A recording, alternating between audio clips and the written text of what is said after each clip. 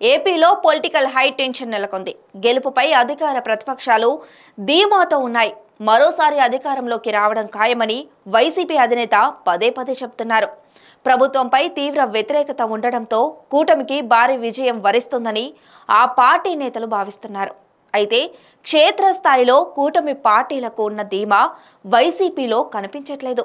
దీనికి రకరకాల కారణాలున్నాయి. పోలింగ్ శాతం పెరగడం, ఉద్యోగ ఉపాధ్యాయుల పోస్టల్ బ్యాలెట్ ఓట్లు ఏకపక్షంగా ఉండడం, పోలింగ్కు ముందు పెద్ద ఎత్తున అధికారులు బదిలీ అవ్వడంతో ఒక రకమైన అనుమానాలు అధికార పార్టీలో పెరిగాయి. కూటమికి సానుకూల పవనాలు వీచినట్లు విశ్లేషణలు కూడా రావడంతో అధికార పార్టీ డీలా పడింది. ఈ సమయంలో క్యాడర్లో నమ్మకం పోతుంది. దీనిని నియంత్రించేందుకు జగన్ రంగంలోకి దిగినట్లు తెలుస్తోంది. అందులో భాగంగా ఐప్యాక్ టీంతో పాటు వైసీపీ సోషల్ మీడియా విభాగంలో సమావేశం కానున్నట్లు సమాచారం. మరోవైపు ప్రముఖ జ్యోతిష్యుడు వేణుస్వామి మాత్రం వైసీపీనే నమ్ముకున్నారు.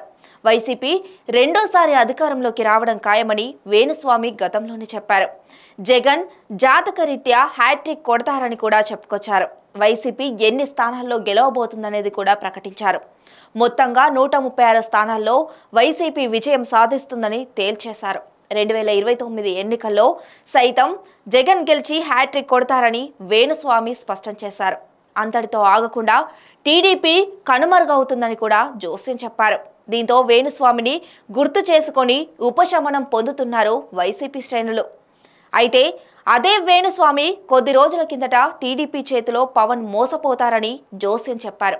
అయితే తెలుగుదేశం పార్టీ కనుమరుగైతే ఆ పార్టీ చేతిలో ఎలా మోసపోతారన్న ప్రశ్న ఉత్పన్నమవుతోంది.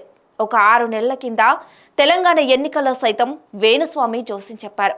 కేసీఆర్ మరోసారి అధికారంలోకి రావడం ఖాయమని, కొద్ది రోజుల తర్వాత కేటీఆర్కు పట్టాభిషేకం చేసి కేసీఆర్ కేంద్ర రాజకీయాల్లోకి వెళ్తారని జోస్యం చెప్పారు. కానీ అక్కడ పరిస్థితి విరుద్ధంగా మారింది. కేసీఆర్ ఓడిపోయారు. ఆ పార్టీ కకావికలమయ్యింది. కుమార్తె కవిత అవినీతి కేసులో అరెస్ట్ అయ్యారు. పార్లమెంటు ఎన్నికల్లో సరైన అభ్యర్థులను బరిలో దింపేందుకు సైతం కేసీఆర్ ఇబ్బంది పడినట్లు వార్తలు వచ్చాయి.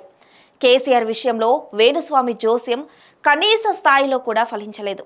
కానీ ఇంతటి ప్రభుత్వ వ్యతిరేకత ఉన్న నేపథ్యంలో జగన్ మరోసారి అధికారంలోకి వస్తారని వేణుస్వామి చెప్పడం అతి అవుతుందని విశ్లేషకులు అభిప్రాయపడుతున్నారు.